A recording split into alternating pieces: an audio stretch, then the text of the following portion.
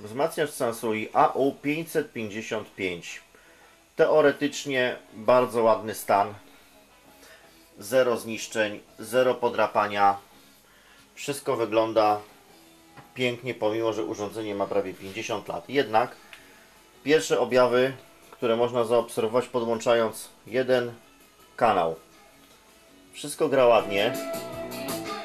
Na jednym kanale wszystko gra ładnie. Potencjometry nie trzeszczą, przełączniki nie trzeszczą, wszystko wygląda pięknie. Jednak po włączeniu opcji loadu zaczyna grać drugi kanał, pomimo że jeden jest podłączony. Tak jakby ktoś coś tutaj pomajstrował i zrobił zwarcie na obu kanałach. W momencie włączenia loadu automatycznie dwa kanały działają, tak jakby w trybie monofonicznym. Następne rzeczy wyjdą dopiero po rozmontowaniu urządzenia na kawałki i wykonaniu pomiarów. Wzmacniacz został rozebrany. Pierwsze oględziny. Ogólnie troszkę podkorodowany, brud, wszystko wygląda bardzo ładnie. Poza tym części oryginalne, jeszcze ślady po pajączkach, ich obecności. Całość jest do wyczyszczenia.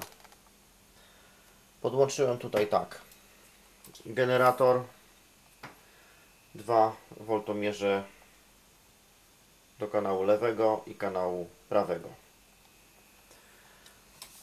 Przewody niebieskie to są głośniki, przewody zielone kanał lewy, prawy, sztuczne obciążenie.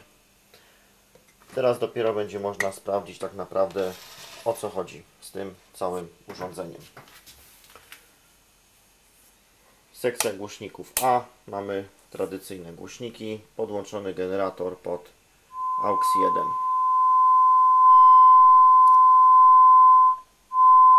Kanał 1 jest podpięty. Potencjometry nie trzeszczą, wszystko wygląda dobrze, jednak jest problem z kontaktowaniem przełącznika głośników. Teraz problem tego loadu. Przełączę na sztuczne obciążenie, żeby nie robić hałasu, i dam większe wzmocnienie. Load i tryb mono wyłączone. Podłączony jeden kanał.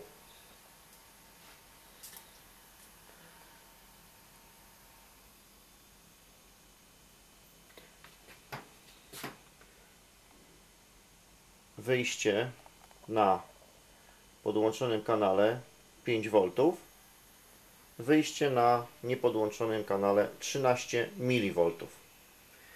Po włączeniu funkcji loadu wszystko się zmienia. Tutaj nam oczywiście musiała wzrosnąć moc ze względu, że jest podbicie 6,5 V, a na drugim kanale mamy 1 V, czyli nastąpiło jakieś zwarcie, potężny przesłuch międzykanałowy. Ja już sobie to wszystko tutaj dokładnie obejrzałem i wynika z tego, że ktoś próbował wymienić lub coś majstrować przy potencjometrze siły głosu i zamienił odczepy kanału lewego i prawego miejscami, przez co po włączeniu loadu następuje praktycznie zwarcie kanału lewego i prawego, przynajmniej częściowe. Następną rzecz, którą zrobił, to jeszcze zamienił rezystory, które też zamienił miejscami z kanałem lewym i prawym. Myślę, że po usunięciu tej usterki wszystko wróci do normy. Wzmacniacz zostanie przeze mnie rozebrany na części pierwsze, wyczyszczony. Potencjometry jednak częściowo trzeszczą po podaniu generatora. Przełączniki muszą zostać oczyszczone z nalotu. Jeden przełącznik głośników, jak również selektor źródła. Następnie będzie trzeba ustawić, coś spadło, parametry końcówek mocy.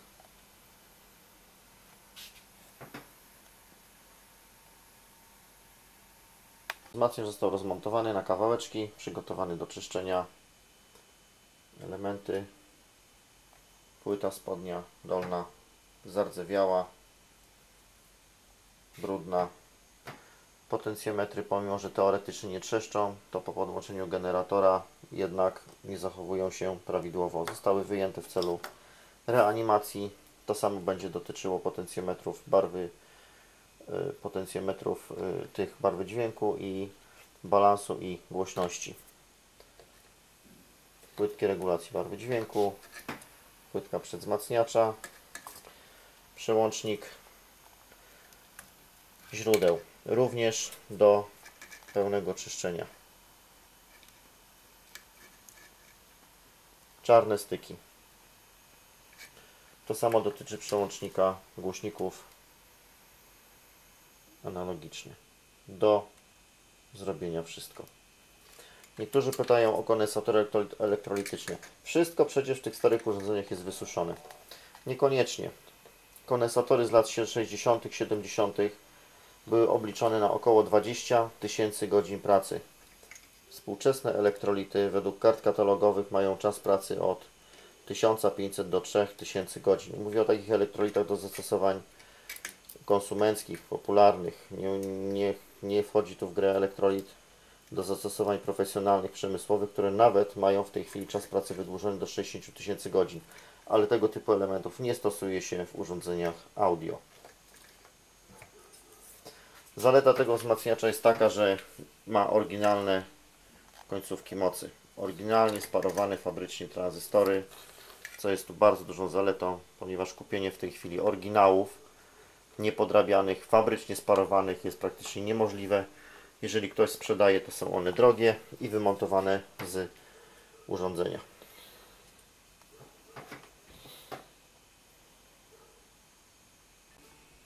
Wzmacniacz po kompleksowym czyszczeniu. Przełączniki oczyszczone.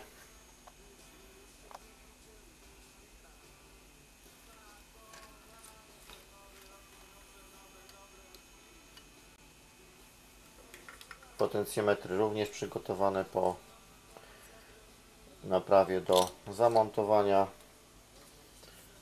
Elegancko wszystko wyczyszczone.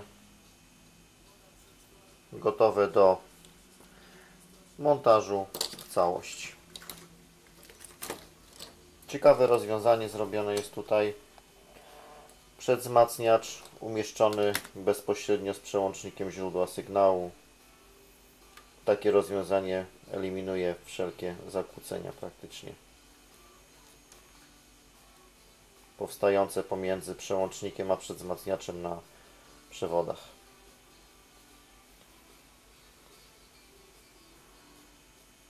Wzmacniacz jest już prawie zmontowany. Chciałem tutaj pokazać jakość starej daty kondensatorów. Tu mam podpięty miernik do kondensatora filtru zasilania, którego wartość znamionowa to jest 2200 mikrofaradów. Kondensatory były obliczone na około 20 000 godzin pracy. Starzenie kondensatora zależy od czasu przepracowanego oraz temperatury jego pracy. Pojemność tego elektrolitu, pomimo upływu praktycznie 40 lat, wynosi 2857 mikrofaradów. Wyrywkowo sprawdzam większość elektrolitów, mniej więcej około 30%, wylutowując, podłączając i testując, i praktycznie żadne z nich nie wymagają wymiany. Tak dawniej robiono elementy elektroniczne. Biorąc kondensator z roku na przykład 90 z jakiegokolwiek wzmacniacza, który ma pojemność nominalną przykładowo 4700 mikrofaradów, przy pomiarze ma z reguły minus 20%. Tutaj mamy plus 30% pojemności.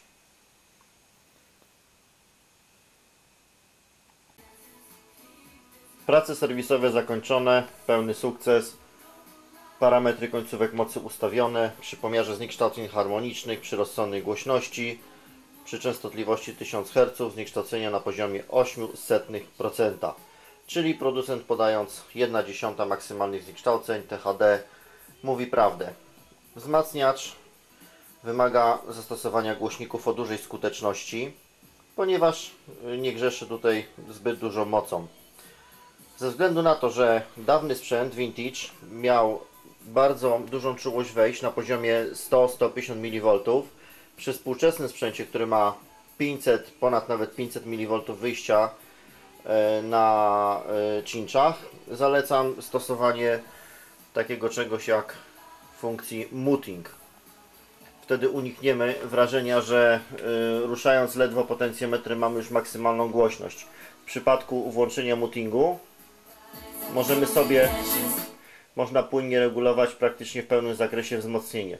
Gdy mamy tą opcję wyłączoną, potencjometr ustawiony na godzinie 9 ma już praktycznie koniec zakresu regulacji. Wzmacniacz polecany dla osób, które mają skuteczne kolumny i wymagają przy bardzo niskim poziomie głośności bardzo dużej dynamiki, czyli dużej ilości basu, co jest aktualnie nieosiągalne w sprzętach współczesnych.